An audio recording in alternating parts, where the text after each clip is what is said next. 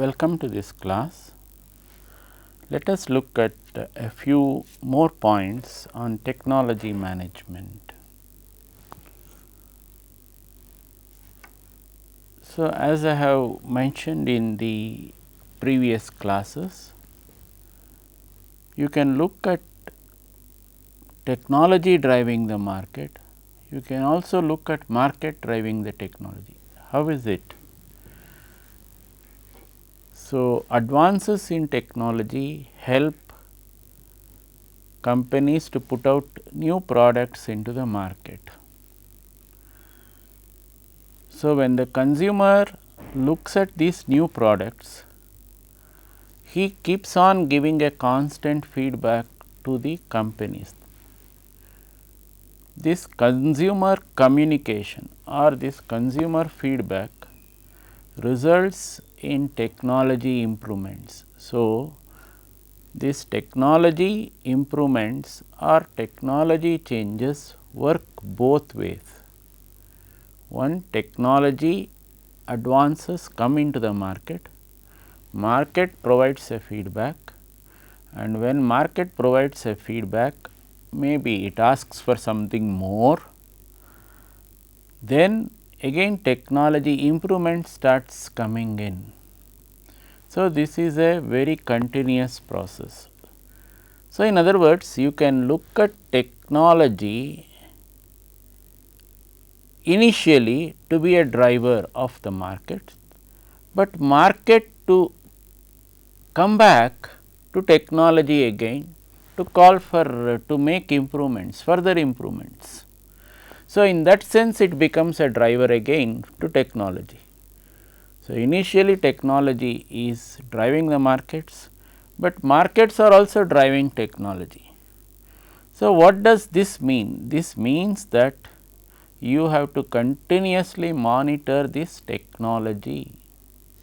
This calls for technology management, and this is due to market changes. Suppose you do not do it, that is, as a company you do not do it, it is very possible that your competitor will do it. Then when your competitor does it, you will lag behind, your market share gets affected, all those types of things will follow. So, in other words, technology management is becoming important in the present day context. So, this is what the present day markets are driving technology towards.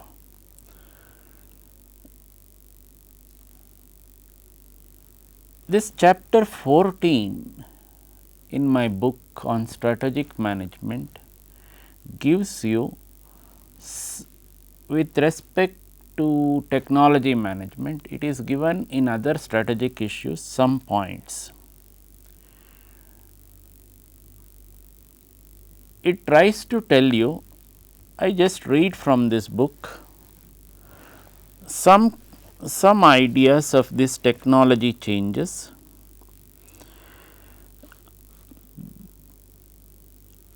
This is from page number 218 and 219 of the book. Changes in technology which are taking place rapidly due to market changes are making it crucial to manage technology better for corporate success. Companies have to think of methodologies by which they can generate significant return on investment in R&D. This calls for innovative approaches from R&D personnel and their ability to bring out new products. It calls for risks on the part of management. Some of the well known companies have included innovation in their mission statement. 3M's policy is to generate at least 25% of its revenue from products introduced in the preceding 3 years. Towards this end, the company spends $1 billion on R&D. It is very important that the top management lay emphasis on technology and innovation, and this is reinforced throughout the company. The top management should not only encourage new product development, but also ensure that technologies are developed using the customer's interest in mind. According to a study in the US, of the 11,000 new products marketed by 77 manufacturing, service and consumer product firms, only 56% were still being sold 5 years later. Only 1 in 30 new product ideas made it to test markets. However, this should not deter well-known companies from going in for thrusts in R&D and innovation. Exhibit 14.1 here in this book on page number 219 gives some examples of innovation emphasis in mission statements. I read a few of them. One is AT&T. According to their mission statement, we believe innovation is the engine that keeps us vital and growing. Our culture embraces creativity, seeks different perspectives and risks pursuing new opportunities. We create and rapidly convert technology into products and services, constantly searching for new ways to make technology more useful to customers. I read the mission statement of Intel. To succeed, we must maintain our innovative environment. We strive to embrace change, challenge the status quo, listen to all ideas and viewpoints, encourage and reward informed risk taking, and learn from our successes and mistakes.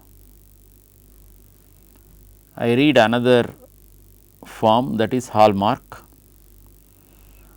We believe that creativity and quality in our concept, products and services are essential to our success.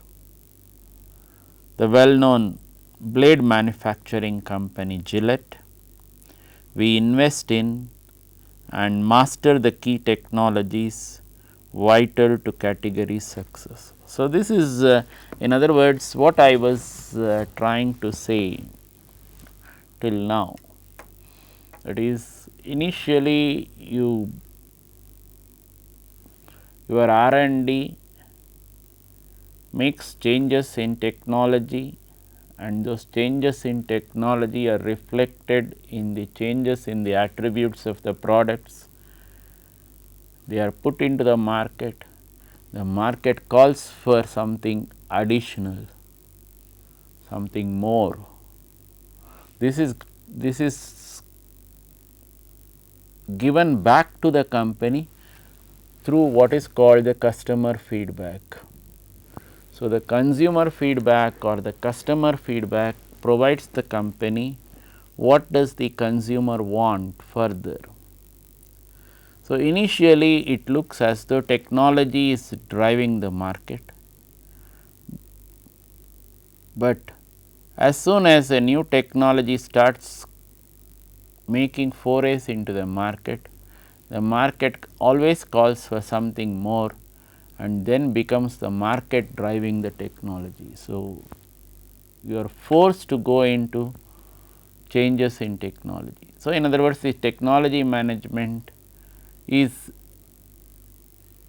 a continuous process which the company has to keep its eyes open towards.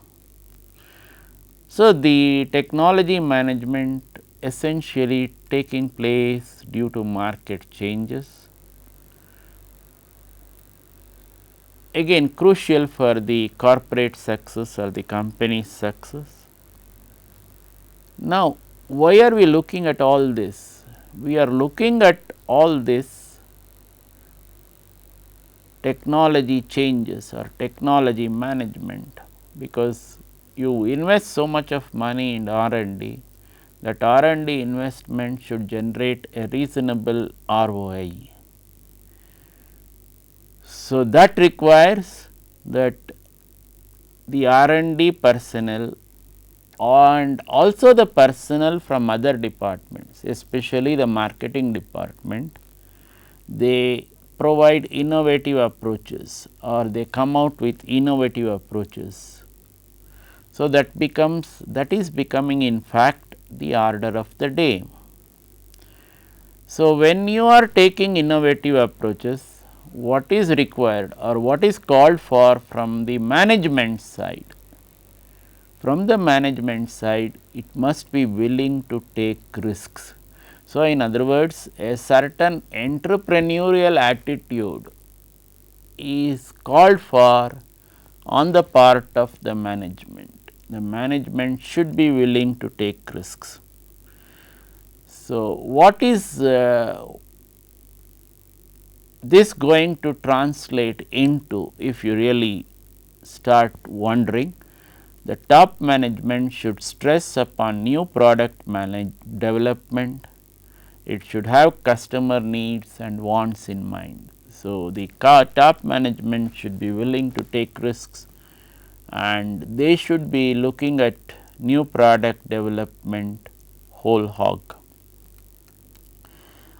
This calls for environmental scanning. This scanning requires scanning both the internal and the external environment within the organization, external environment outside, that is a business landscape.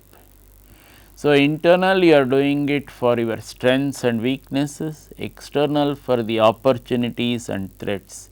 Together they constitute what we call the SWOT. Now, using this scanning, you should be able or company should be able to come up with what is called a marketing intelligence system. This marketing intelligence system, where you try to understand what is happening in the markets with respect to your products, product lines, what you are putting out in the market vis-a-vis what the competitor is putting out in the market. So, all this constituting what is called the marketing intelligence and perhaps what the competitor plans to put out further into the market. Now, all this should help in building a technology roadmap. It should help in building a technology roadmap for you. And what is more important or crucial for the Indian firms is that in this ongoing process of globalization, our firms should learn to listen not only to their current customers, but also look at new customers. This is especially true of the IT industry, because the IT industry should be willing to look at other countries apart from the United States. So, because the other economies are also growing, the US economy is whereas the US economy till very recently, it was the main business opportunity for most of the IT majors in the country. The opportunities or the business opportunities coming from the US is now getting reduced. So, in order to keep up this market growth rate at which they have been growing, it is essential for these IT companies to look at other markets also. So, most of the other companies, IT majors are looking at Europe. So, this is what is happening. Firms to always escape from technological discontinuity. So, a firm should always keep abreast of technological changes. So, suppose something happens and you are not able to keep in pace with the technology changes, it is very possible that the market will dump you. It is also very possible that the firm will get caught in this doom's loop, which we have discussed earlier. So, keeping all this in view, the company has to decide on the strategy formulation. This strategy formulation can take different forms.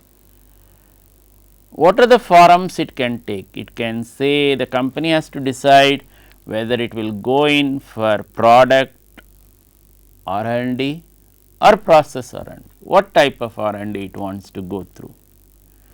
The source technology, whether it wants to source the technology from outside or develop it inside, and whether it has the technological competence to make use of sourced technology and product portfolio.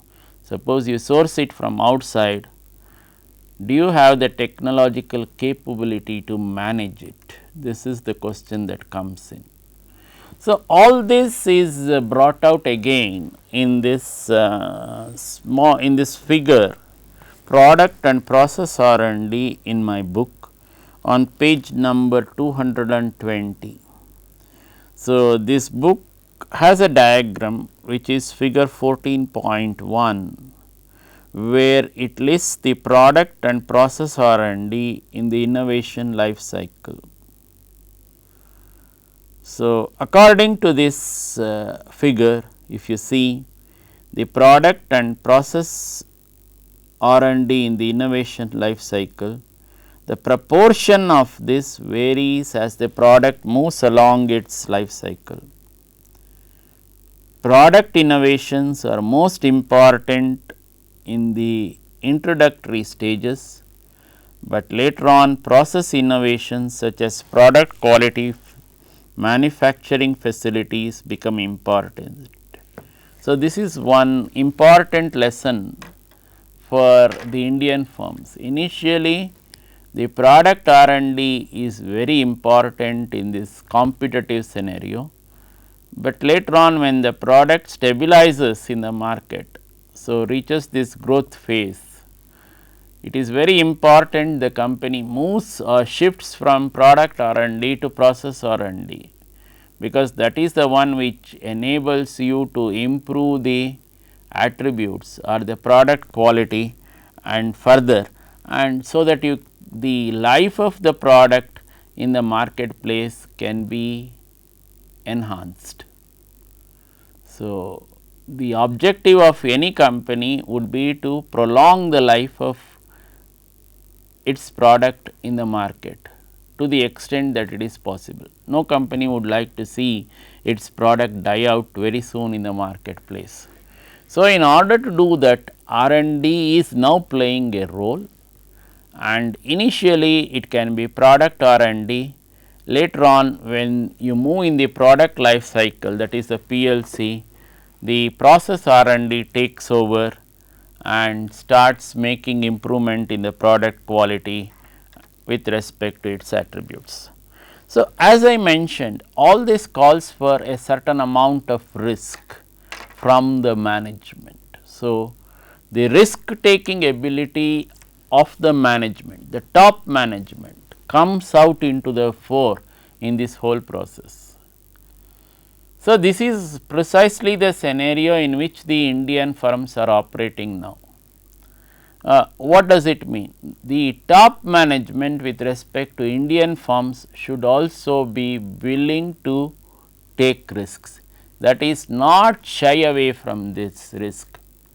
It is very possible that some of these risks may boomerang, and for that you should again have a backup options, so that even if it boomerangs, you will not sink, that is the company will not sink. So, you have other fallback options.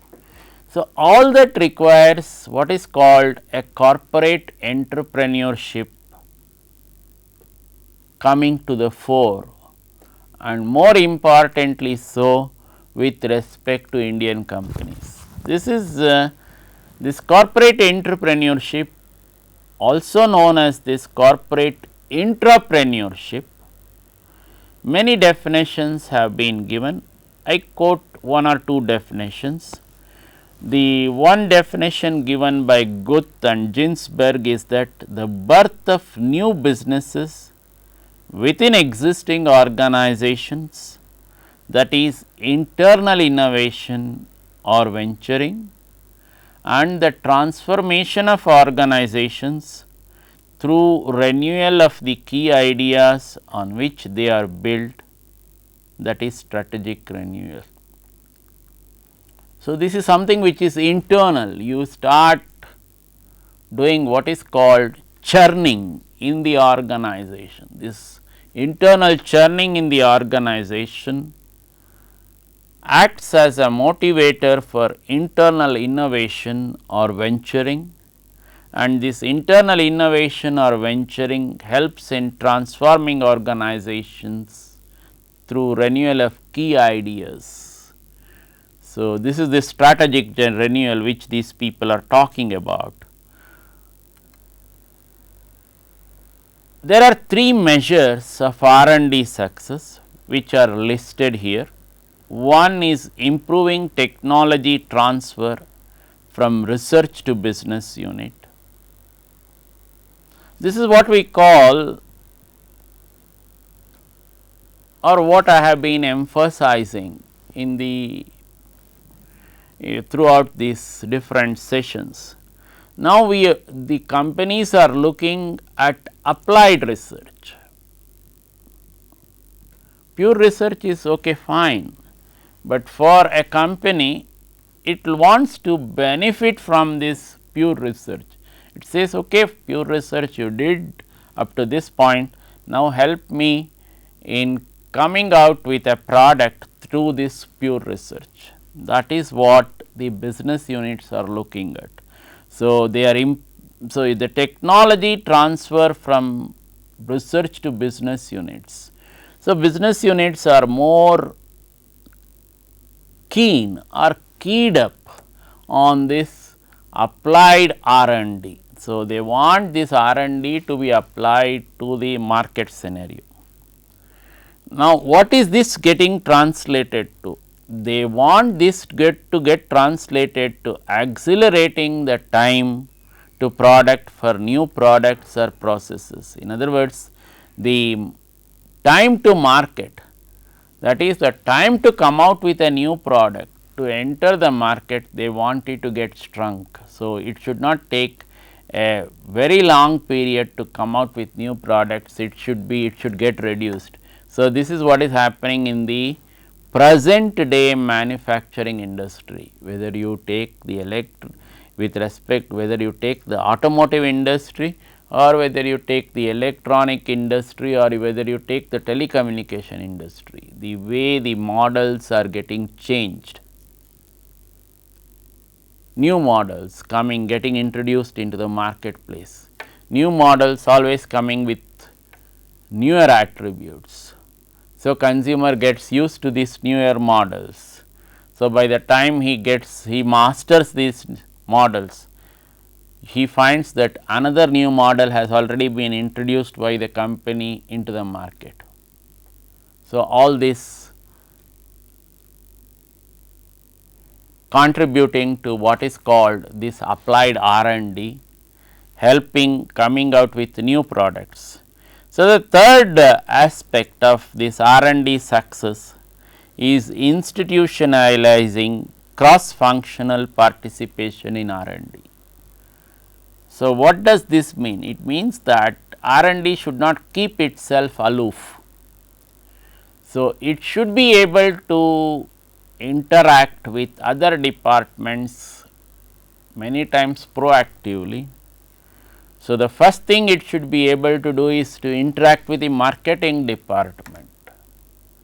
So, find out what is happening with respect to the R&D that it has done in the marketplace, that can come through the market feedback. So, in other words, the R&D should constantly interact with the marketing department, and the marketing department and the R&D department together should interact with the production department to translate the changes into production changes. So, this is where the whole process of new product development is heading towards. And this new product development, the the changes in this whole process, it is now getting translated into a study by itself, that is called the quality function deployment. So, the quality function deployment, you are basically relying on the market feedback with respect to your products. So, the products are put out by the company's applied R&D, the company's applied R&D helps you to put out the products into the market gives you feedback, both the R&D and the marketing of the company work on this feedback, and the feedback is the R&D then makes the required changes, puts it to production department to find out whether it can be put through the production process. So, this is what was also being mentioned, whereas initially you are looking at the product R&D, later on the process R&D becomes quite important. Now, given this type of a relationship, that is a corporate entrepreneurship, a few ideas on this corporate entrepreneurship is mentioned in this book again. So, it gives in exhibit 14.2 13 best practices for R&D improvement. I just read this 13 best practices. The corporate and business unit strategies are well defined and clearly communicated. Then core technologies are defined and communicated to R&D. This whole 13 best practices for R&D improvement is a result or is based on a study of 15 MNCs with successful R&D operations, included major firms like HP, Bell Labs, etc. Then investments are made in developing multinational R&D capabilities to tap ideas throughout the world. Then funding for basic research comes from corporate sources to ensure a long term focus. Funding for development comes from business units to ensure accountability. Kindly note this. Funding for basic research comes from corporate sources to ensure a long term focus. Funding for development comes from business units to ensure accountability.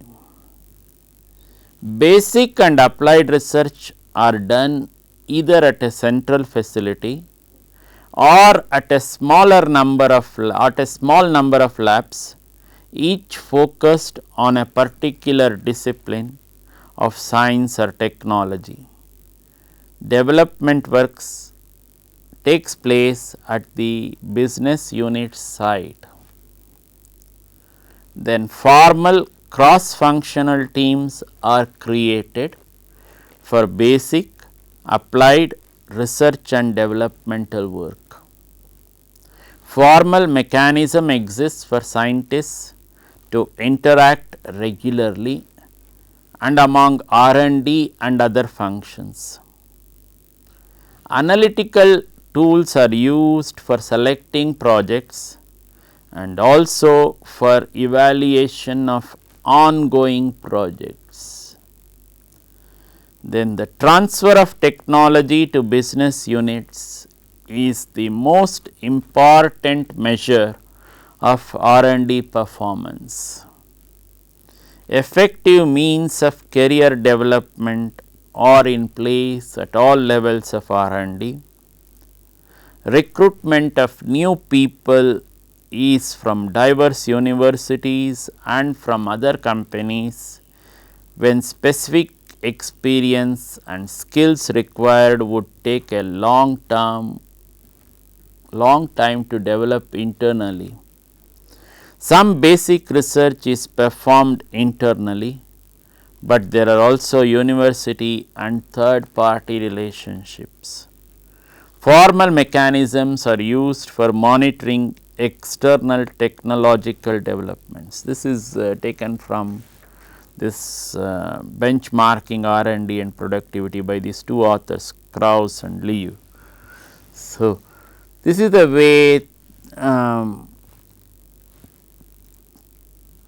things have changed in the present day competitive scenario. All this resulting in these three measures of R&D success, which has been listed here, that is improving technology transfer from research to business, then accelerating time to market for new products or processes, and then institutionalizing cross functional participation in R&D.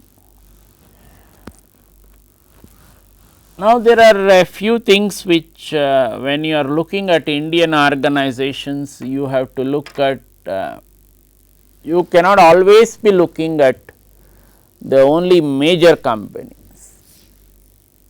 Now, you can always ask the question, what happens to small business units? How should they really survive in this type of hyper competitive space, business space, land space? So, what should be the strategy that should be adopted? So, a few points on this is again mentioned in my book. So, just trying to give you a few points. So, if you look at the Indian context, SME employs less than 200 people with an annual turnover of rupees 5 crore, that is small and business units are referred to as SMEs. The entrepreneurial side of these SMEs, though having its primary goals as profits, that is the entrepreneurial venture, and growth, is characterized by innovative strategic planning. So, what does this mean? It is not that strategic planning is something confined to well established or large units. Even in the case of small and medium scale units, innovative strategic planning is the key for survival in the present market scenario. So, in the present market scenario where you are having hyper competition, so in order to survive, even an SME has to look at innovative strategic planning. So, this is the key for not just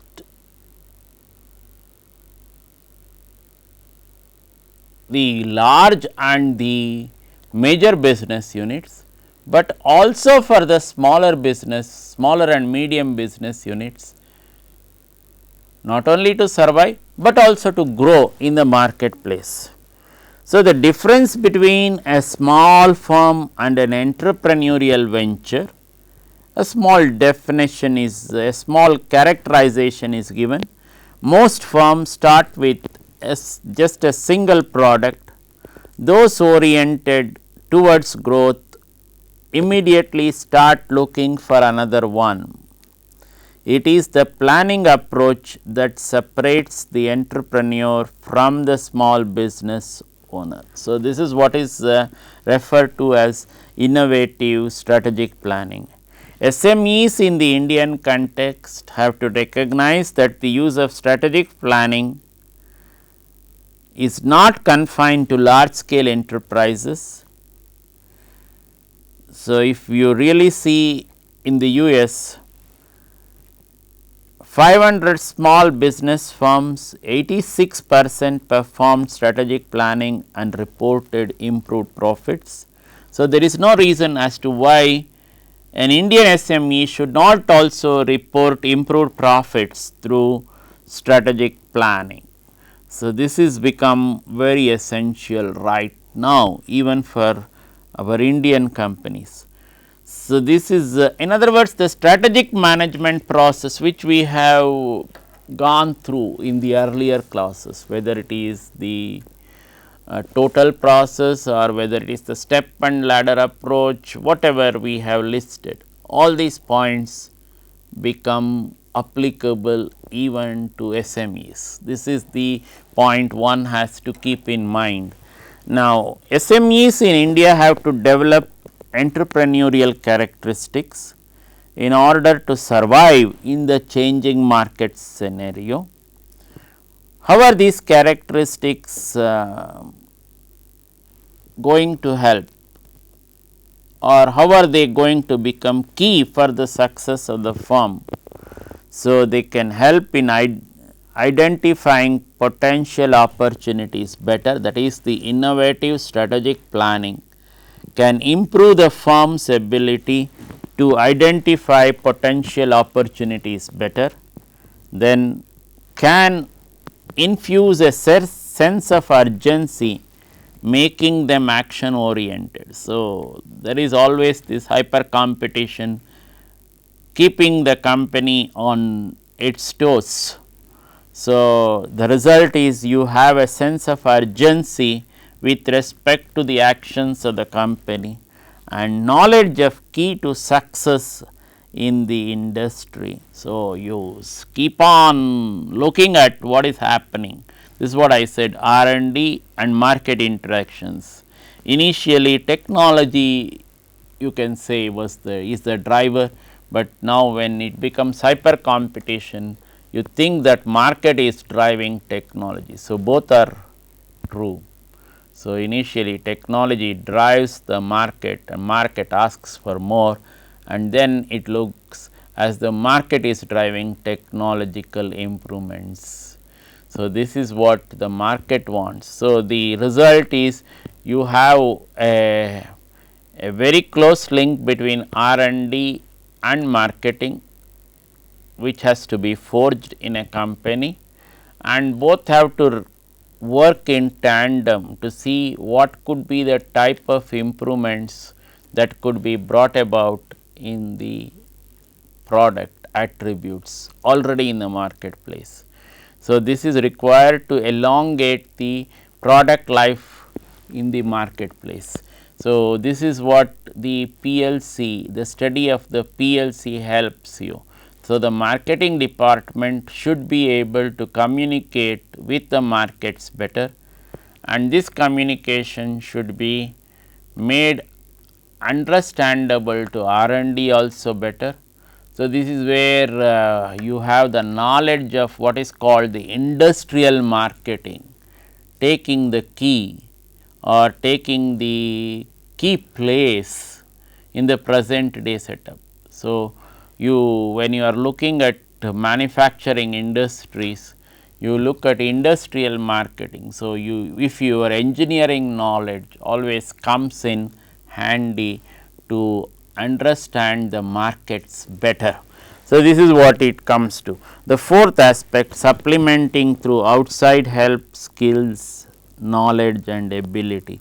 So, the result is, suppose you internally you do not have the skills, let us say, then what is required is you may have to go in for some external assistance, can come from well established institutions or universities or R&D labs, things like that, or it can also come through the help of well known scientists or consultants in whatever forum the company might make use of.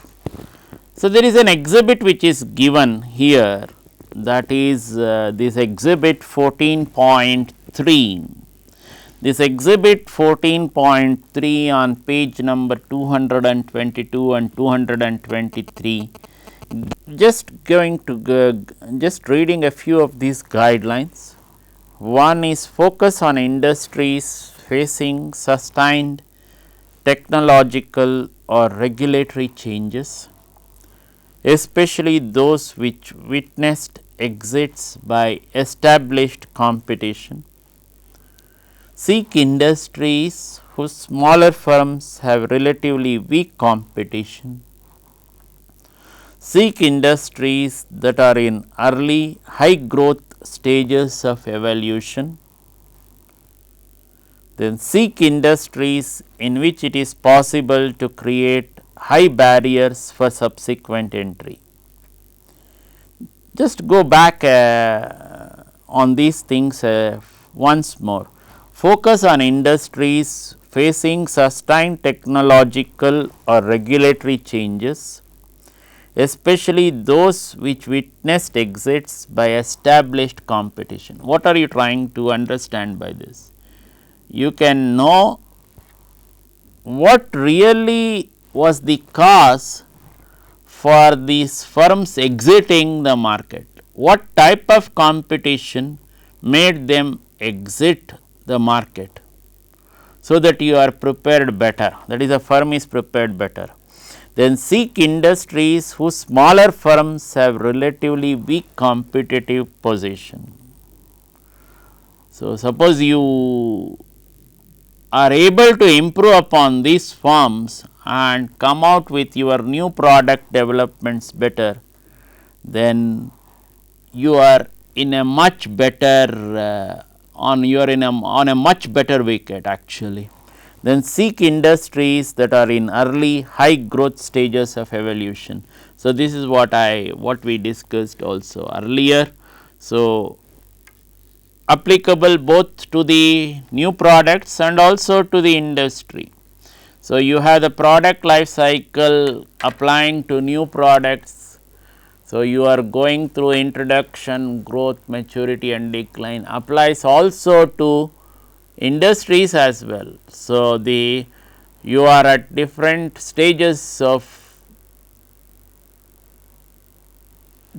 in the evolution with respect to the industry, the growth, then the industry matures some, and you should ensure that the industry keeps going as long as possible, not allow the industry to die because of this hyper competition. Suppose it is required for the industry to diversify, come out, whatever is required to prolong the life.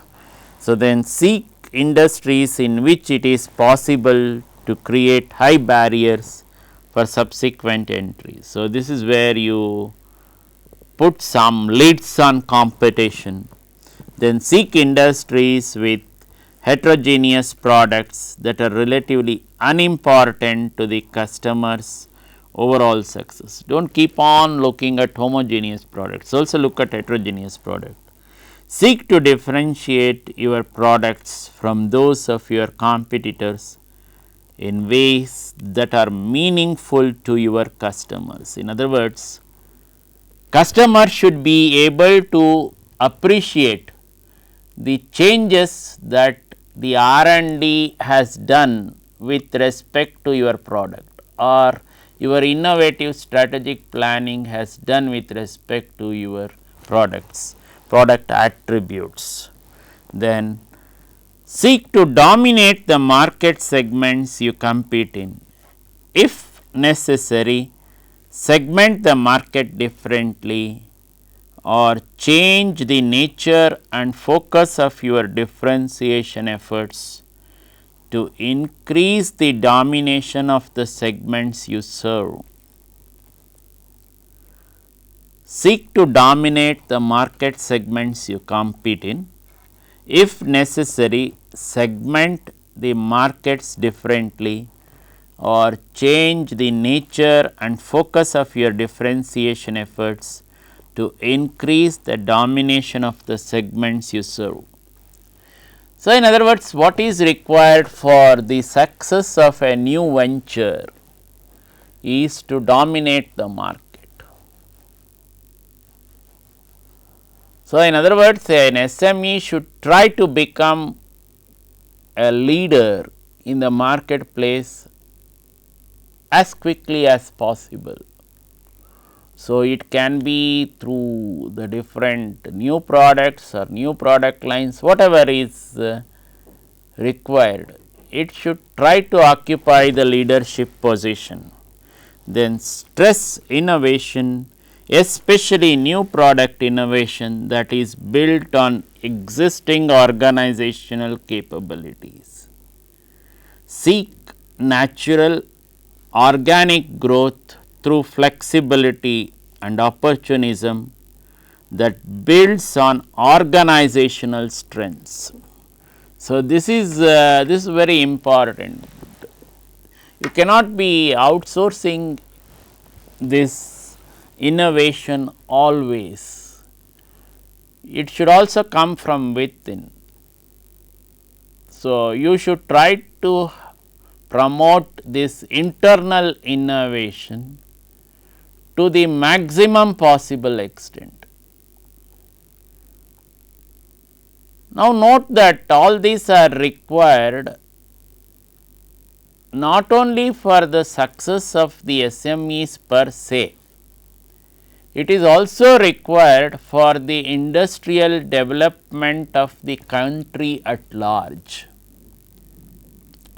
So, if the manufacturing sector has to record a good growth, the contribution of the SMEs also becomes vital.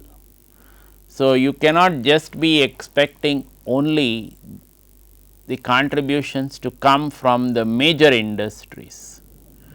So, if you really look at the rate of growth of our country, we are growing at about 8.5% on an average over the last 5 years, which is in fact the the highest growth rate recorded with respect to its GDP in highest growth rate recorded with respect to the country since independence. So, if you really see, we are growing at about 8.5%, which is quite good considering that there has been recession in the global economy, all the types of things which has come in. So, to keep up this growth or even to further this growth, what is required is a thrust on this innovative strategic planning. So, this is where all these SMEs, the success of these SMEs is also going to matter a lot. So, we will stop here, we will continue in the next class. Thank you.